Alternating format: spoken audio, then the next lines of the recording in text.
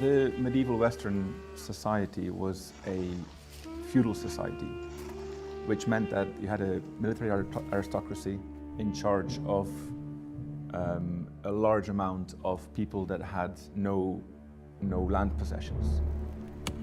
Western Christians at the time didn't see Islam as a separate religion. They tended to see Islam as a Christian heresy. They saw it as a diversion from Christianity. Now, they're of course completely wrong about that.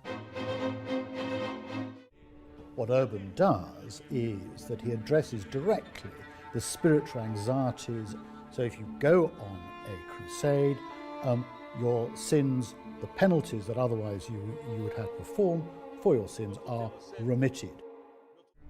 A lot of male nobility that had a function as warmen, as warlords, and they would see the crusade as a way to carve out a little kingdom in the east, perhaps, of their own, or also to find glory in warfare.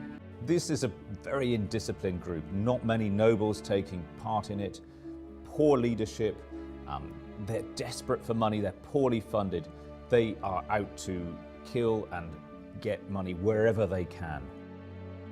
One of the criticisms of Peter the Hermit's armies, and indeed other Crusader armies, is that they attack fellow Christians, co-religionists. Now, they often did this for practical reasons.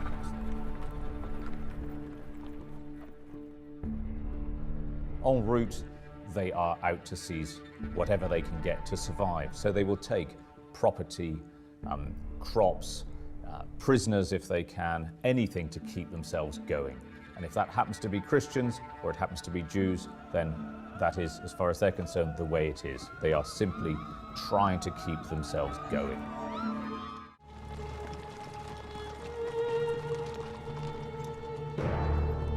Baldwin I is one of the leaders of the First Crusade, and amongst the many contingents, he decides to move towards Edessa.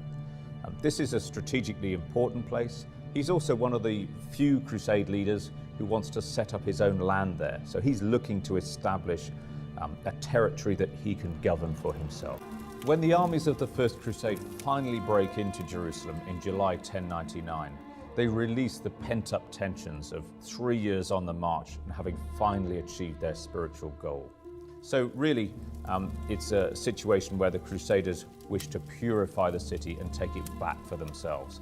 And those defenders that survive are then driven out of the city.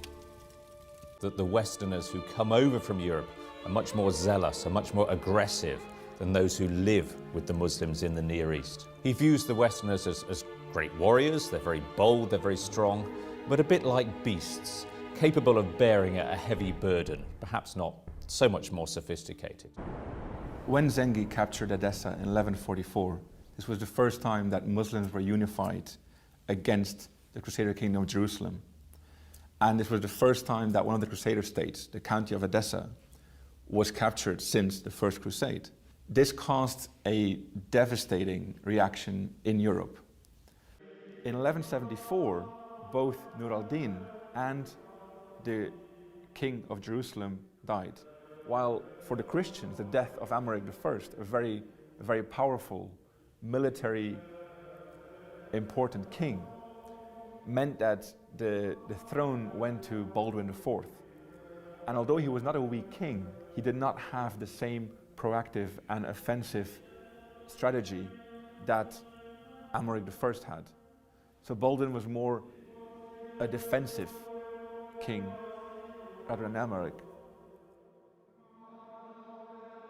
And for me, that's Saladin's great achievement, is persuading, bullying, cajoling the group of people to work with him. And once he's got those resources, then he can fight the Crusaders effectively and really try to recover Jerusalem. He smashes the Frankish army, he captures the King of Jerusalem, he seizes the true cross, and this is the great military victory that will open the way to recapturing Jerusalem itself. Saladin is famous throughout history for his generosity, his justice, and his ability to inspire his people. This has earned him respect on the Christian side and the Muslim side, and there's many stories to illustrate this. There's one story when a Frankish woman has had her baby taken and kidnapped, and it's taken to the Muslim markets and sold. And she's obviously devastated by this. And some of her friends say, well, go to see Saladin. I'm sure he'll help you. The fall of Jerusalem to Saladin in 1187 caused a seismic shock in Western Europe. The Pope is said to have died when he heard the news. This is something that rouses Christendom in a way that's not happened before. The sources seem to imply a sort of collective nervous breakdown because Jerusalem, they thought, had been given back to Christian rule providentially as part of God's purpose and scheme. So they questioned if God can allow this to happen.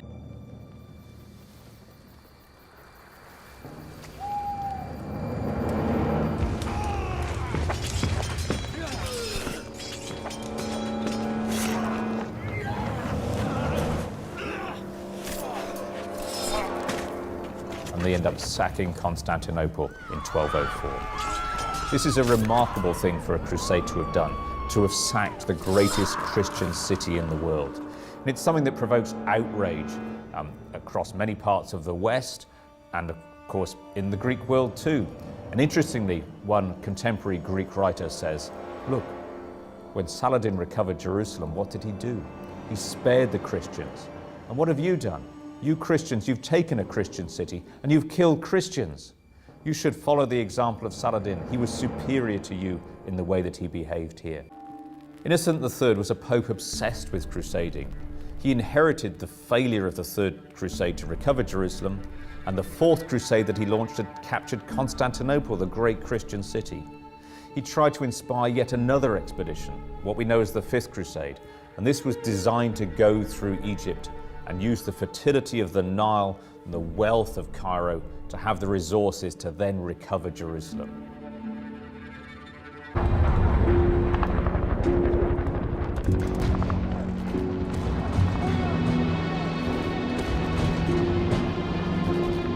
This crusade,